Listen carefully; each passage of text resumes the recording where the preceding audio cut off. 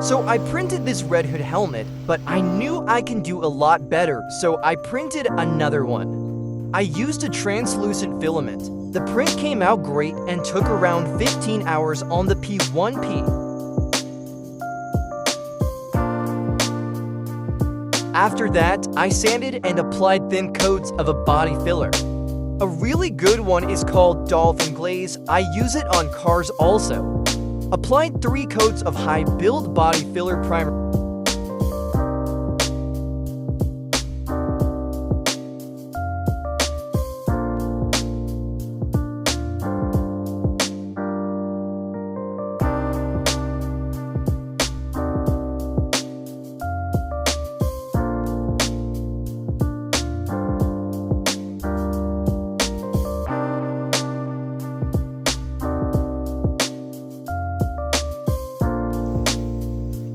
I had some crimson paint lying around, so I decided to use it on the redhead helmet to finish it off.